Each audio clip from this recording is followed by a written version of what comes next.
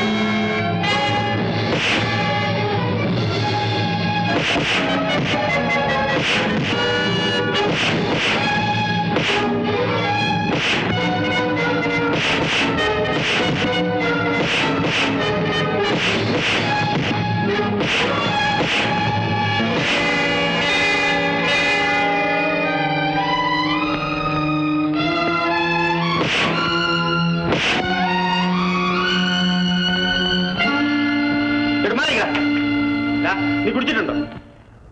എടാ, സത്യം പറഞ്ഞോണം, നീ കമലം എന്ന സ്ത്രീയുടെ വീട്ടിൽ പോയിരുന്നു? അയ്യോ സാർ, ഇവൻ കാലന്റെ അരിഞ്ഞാണം കെട്ടവനാണ്, നാക്കെടുത്ത് മിണ്ടത്തില്ല. അത് സാരമില്ല, ഇവനെ കൊണ്ട് മിണ്ടിക്കുന്ന കാര്യം ഞങ്ങൾ ഏറ്റു. നിങ്ങൾ പോകണം, നാളെ കാലത്ത്. ശരി സർ. 705.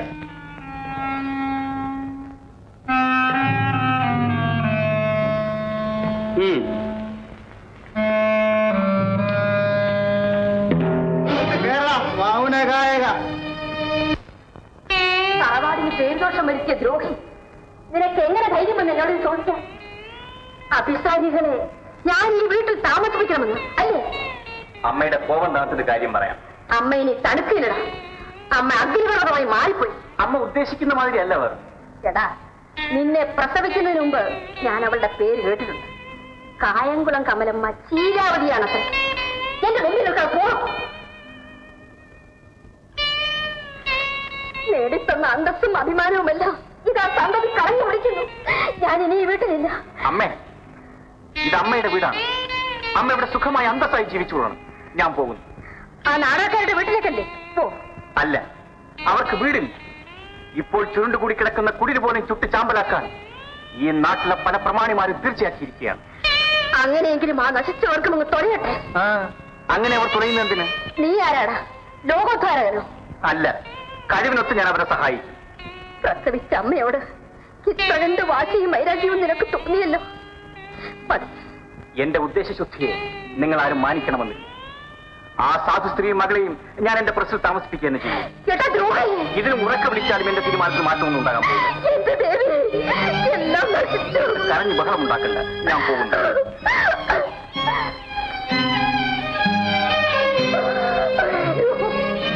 ഇതിന്റെ പിന്നിൽ ചില ധനികന്മാരുണ്ടെന്ന് ഇന്നലെ ഞാൻ പറഞ്ഞപ്പോ സാർ വിശ്വസിച്ചില്ല. ഒരു പോലീസ് ഉദ്യോഗസ്ഥന് അങ്ങനെ വിശ്വസിക്കാൻ പറ്റില്ല മിസ്റ്റർ പ്രതാപ്. കുറ്റം തെളിയിക്കാൻ ഒരു ഊഹം മാത്രം പോയി. ഇനിയിപ്പോ ഊഹാമോഹങ്ങളൊന്നും വേണ്ടല്ലോ. പക്ഷെ ഒരു കാര്യം സാർ ആലോചിക്കണം. ലക്ഷപ്രഭുവാണ് പാലത്ര മുതലാളി എന്ന് വിചാരിച്ച് സാധുക്കളുടെ വീട് കയറി തല്ലാൻ റൗഡികളെ അയച്ചാലോ? തെറ്റാണ്, സംശയം.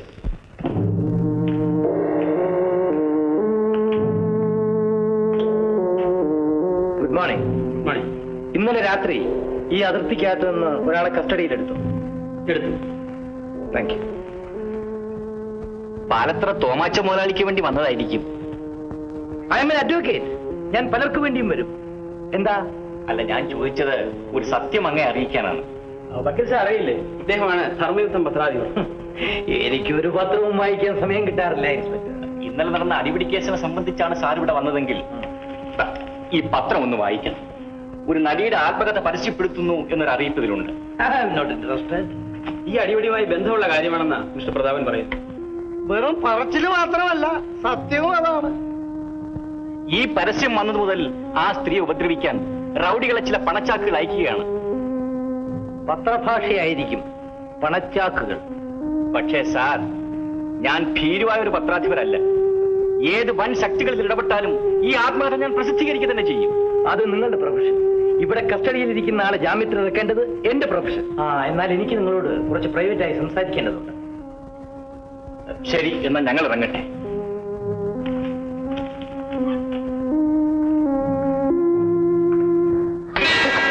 എന്താണിത്? നന്ദി കേട്ട തെണ്ടി.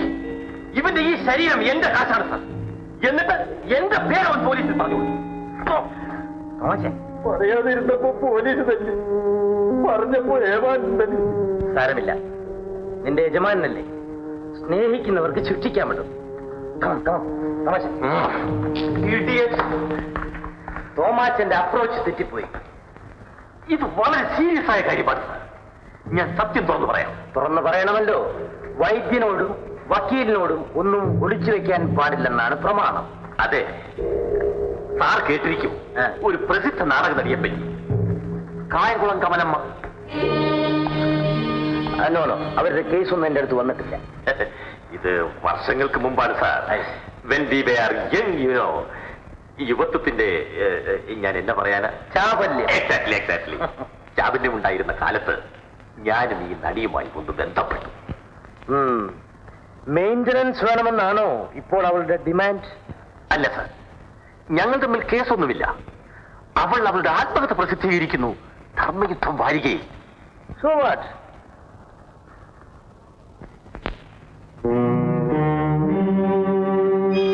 ഓഹോ, ഇതായിരിക്കും ആ പത്രാധിപർ പോലീസ് സ്റ്റേഷനിൽ വെച്ച് പറഞ്ഞത്. ഞാനും അവളുമായിട്ടുള്ള ബന്ധത്തെപ്പറ്റി തീർച്ചയായും അവൾ എഴുതും.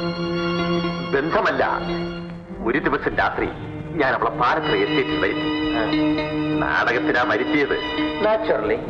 അന്ന് രാത്രി ഞാൻ ബലം പ്രയോഗിച്ച് അവളെ, ഐ അണ്ടർസ്റ്റാൻഡ്. ആ സംഭവങ്ങളൊക്കെ അവൾ പച്ചയായി എഴുതി. ഏത് തെറിയും ഇക്കാലത്ത് അച്ചടിച്ച് വിടാമെന്നായിട്ടുണ്ടല്ലോ. ആ പ്രസിദ്ധീകരണം തടയാൻ വേണ്ടി പത്രാധിപരുടെ അടുക്കൽ ഞാനൊരു ശ്രമം നടന്നു. അത് പറ്റിയില്ല. അതുകൊണ്ടാണ് മാനേജരെയും അവനെയും കൂട്ടി ആ സ്ത്രീയുടെ അടുക്കലേക്ക് അയച്ചത്. വെറുതെ ഒന്ന് ഭയപ്പെടുത്താൻ വേണ്ടി. നമുക്ക് ആ പ്രസിദ്ധീകരണം തടയണം സാർ.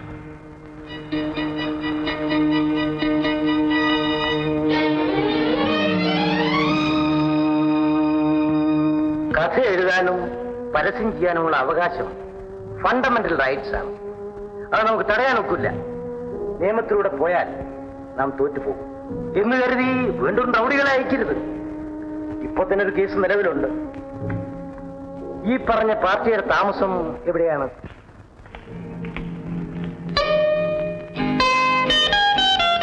എന്തെങ്കിലും അസൗകര്യങ്ങൾ ഉണ്ടെങ്കിൽ പറയാൻ മടിക്കരുത്. കൊള്ളാം. അസൗകര്യമോ? എപ്പോഴും എന്തും സംഭവിക്കുമെന്ന് കരുതി കണ്ണടയ്ക്കാതെ പേടിച്ചും വിറച്ചും കഴിഞ്ഞ ഞങ്ങൾക്ക് ഇതിൽ കൂടുതൽ എന്ത് സൗകര്യമാണ് വേണ്ടത്? ജീവിതത്തിൽ ഏറ്റവും വിലപ്പെട്ടത് മനസ്സമാധാനമാണ്. ഇപ്പോഴാണ് ഞങ്ങൾക്കതുണ്ടായത്. ഇന്ന് പത്രം ഇറങ്ങുന്ന ദിവസമാണ്. കുറച്ച് തിരക്കുണ്ട്. മുറികളിൽ വിളക്കുകളെല്ലാം കത്തുന്നുണ്ടല്ലോ. ഒരു വിളക്കം കത്തണമെന്നില്ല. ഞങ്ങളുടെ മുന്നിൽ ഇപ്പോൾ നിറഞ്ഞ വെളിച്ചമാണ്.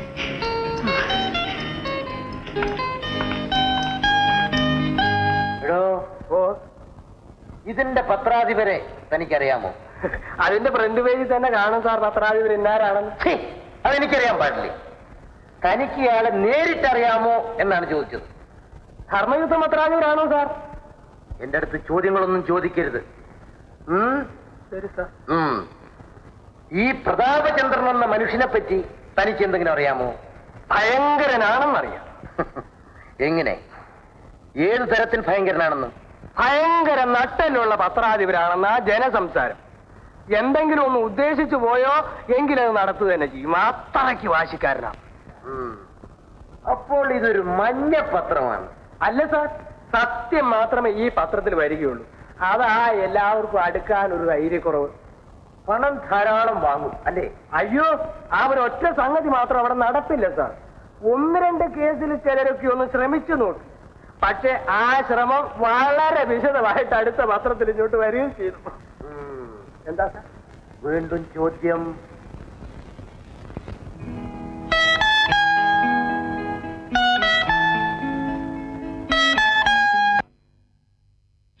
ഞാൻ ഒരു കപ്പ് കാപ്പിക്ക് വേണ്ടി ദാഹിച്ചിരിക്കുകയായിരുന്നു.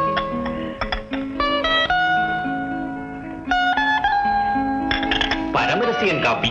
പക്ഷേ പാൽ ചേർത്തതാ. കട്ടൻ കാപ്പിയാണ് ഇഷ്ടം എന്ന് പറഞ്ഞതുപോലൊരു ഓർമ്മ. ആ ഓർമ്മശക്തിക്ക് ഞങ്ങളുടെ പത്രഭാഷയിൽ പറയട്ടെ, ഒരു പൂച്ചുണ്ട്.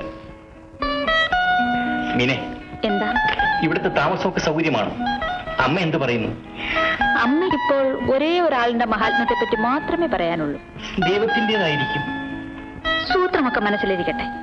ഞാൻ പറഞ്ഞതിന്റെ അർത്ഥമൊക്കെ മനസ്സിലായി. ഏയ്, എനിക്കതിനുള്ള ബുദ്ധിയൊന്നുമില്ല മീനെ. പിന്നെ എനിക്കൊരു ഭയങ്കര കഴിവുണ്ട്. നോട്ട് കെട്ടുകൾ കാട്ടി ഞാൻ പെൺകുട്ടികളെ നശിപ്പിക്കും. അന്ന് അറിയാതെ ഞാൻ അങ്ങനെ പറഞ്ഞു പോയതാ. ഇന്ന് ഞാനും ഇങ്ങനെ തമാശയ്ക്ക് പറഞ്ഞു പോയതാണ്.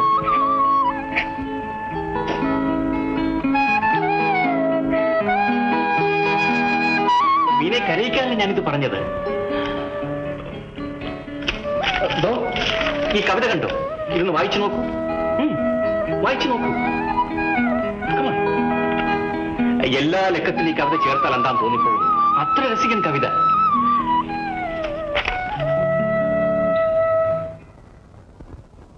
വായിക്കൂ. ഞാൻ ഈ പ്രൂഫും തിരുത്തട്ടെ. Good morning. Good morning. അത്ഭുതം തോന്നുന്നുണ്ടാവും എന്റെ ഈ വരവിൽ. ഇരിക്കണം. Thank you. വക്കീലന്മാർക്ക് എവിടെയും പോകാമല്ലോ. അന്ന് പോലീസ് സ്റ്റേഷനിൽ വെച്ച് കണ്ടപ്പോ പരസ്പരം കൂടുതൽ സംസാരിക്കാൻ ഒത്തില്ല. നേരിട്ട് കണ്ട് സംസാരിക്കാമെന്ന് കരുതി. നമ്മുടെ പാലത്തറ തോമച്ചൻ വളരെ മനപ്രയാസത്തിലാണ്. അദ്ദേഹം ഉദ്ദേശിക്കാത്തത് സംഭവിച്ചു. അന്ന് ആ രണ്ടുപേരെ പറഞ്ഞയച്ചത് ആ നാടകക്കാരിയെ ഒന്ന് ഭയപ്പെടുത്താൻ വേണ്ടി മാത്രമായിരുന്നു. സത്യത്തിൽ മിസ്റ്റർ പ്രതാപനെ ഉപദ്രവിക്കണമെന്ന് അദ്ദേഹത്തിന് ഉദ്ദേശം ഉണ്ടായിരുന്നില്ല. തോമച്ചനിപ്പോ വളരെയേറെ പശ്ചാത്തലിക്കും. ക്ഷമിക്കണം, ആ റൗഡികൾ എന്നെയും സാറിനെ കൊന്നിരിക്കട്ടെ. പാലത്തറ പശ്ചാത്തലത്തോട് ഞങ്ങൾ വേർത്ത് നിൽക്കൂ. പാലത്തറ ഒരു വലിയ മനുഷ്യനാണ്. അതുകൊണ്ടാണല്ലോ ഒരു സാധു സ്ത്രീ വീട് കയറി തല്ലാൻ തെമ്മാടികൾ അയച്ചത്. സംഭവിക്കാനുള്ളതെല്ലാം സംഭവിച്ചു. പക്ഷേ നമുക്ക് ആ അടിപിടി കേസ് ഒന്ന് ഒതുക്കി തീർക്കണം. അല്ല, പോലീസ് തന്നെ ചെയ്യുമായിരുന്നു. പക്ഷെ നിങ്ങളുടെ പത്രത്തെ ഭയന്ന് അവരത് ചെയ്യുന്നില്ല. നമുക്കതൊന്ന് ഒതുക്കി തീർക്കണം. അങ്ങനെയൊന്നും തീരുകയില്ല സാർ. പ്രതാപൻ സ്വല്പം ആലോചിച്ച് സംസാരിച്ചാൽ നന്ന്. ആലോചിക്കാനൊന്നുമില്ല, സാറ് പോണം. ശരി, എനിക്ക് ആ സ്ത്രീയെ ഒന്ന് കാണണം. അത് ഞങ്ങൾ എന്ത് ചെയ്യണം? അല്ല, അവൾ എവിടെയാണ് താമസം എന്ന് പറഞ്ഞു. എനിക്കറിയില്ല. മിസ്റ്റർ പ്രതാപൻ, ഈ പോക്ക് ആപത്താണ്. ഒരുപക്ഷെ ആ നാടകക്കാരി നിഷേധിച്ചാലോ ഇങ്ങനെയൊന്നും സംഭവിച്ചിട്ടില്ല എന്ന്. അല്ല, ഞാൻ ചോദിക്കുകയാണ്. ഭയപ്പെടുത്തരുത് സാർ. ഓർമ്മ വെച്ച കാലം മുതൽ ഭീഷണിയിൽ കേട്ട് തഴമ്പിച്ചവനാണ് ഞാനും. മിസ്റ്റർ പ്രതാപൻ, നിങ്ങൾ ചെറുപ്പമാണ്. ഈ പ്രായത്തിന് ഏതും എടുത്ത് ആദർശമായി ഉയർത്തിപ്പിടിക്കാനുള്ള ഒരാവേശം കാണും. ഞാൻ നിങ്ങളെക്കാൾ ജീവിതം കണ്ടവനാണ്. നിങ്ങൾ ഇപ്പോൾ ചെയ്യുന്ന ഒരു മഹാകാര്യം എന്താണ്? ഒരു ദുർനടത്തക്കാരിയെയും അവളുടെ മകളെയും ധർമ്മയുദ്ധം ആചരിക്കുന്ന പ്രസിൽ താമസിപ്പിച്ചിരിക്കുന്നു. നിങ്ങൾ പാത്രം അറിഞ്ഞല്ല ഭിക്ഷയിടുന്നത്. ഈ കമലെന്ന ഇന്ന സ്ത്രീ ഭയങ്കരിയാണ്. അവൾ നിങ്ങളെക്കാൾ എനിക്കറിയാം. നിങ്ങൾ ഒരിക്കലും അവളുടെ ആത്മകഥ പരസ്യപ്പെടുത്തരുത്. ഞാനത് പ്രസിദ്ധപ്പെടുത്തും. ധൈര്യമുണ്ടെങ്കിൽ പരസ്യപ്പെടുത്തൂ. പക്ഷെ അവളത് വായിക്കുന്ന ജയിലിൽ വെച്ചായിരിക്കും. ഈ വക്കീലന്മാർ സാധാരണ ആളുകളെ ഭയപ്പെടുത്തുന്നത് ജയിലെന്ന വാക്കുകൊണ്ടാണ്. നമസ്കാരം, സാറ് പോണം. ഇത് സാധാരണ വക്കീലന്മാരുടെ ഭീഷണിയല്ല. അനുഭവിക്കുമ്പോൾ അറിയാം.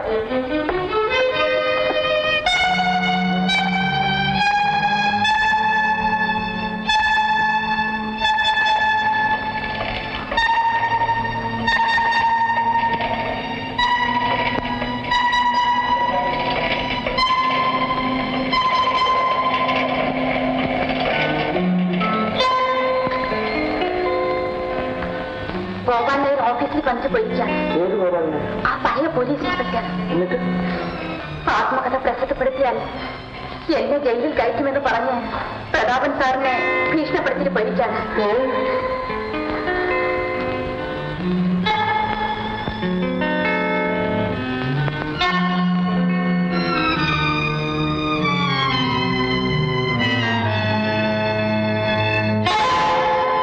കമലമ്മേ, എന്താ? ഒരു വക്കീൽ ഗോപാലൻ നായർ അറിയുമോ? വക്കീലോ? അറിയില്ലല്ലോ. ഇവിടെ ഇപ്പൊ വന്നപ്പോ കണ്ടോ? കണ്ടില്ലല്ലോ. എന്താ? അല്ല, അയാളെ പരിചയമുണ്ടോ എന്ന് അറിയാൻ വേണ്ടി ചോദിക്കായിരുന്നു. ഇല്ലല്ലോ.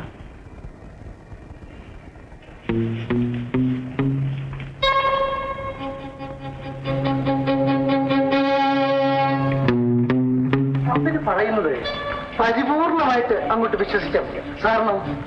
എന്തോ അവർ ഭയപ്പെട്ട് നിൽക്കുന്ന പോലെ എനിക്ക് തോന്നി. എന്തിനു ഭയപ്പെടണം?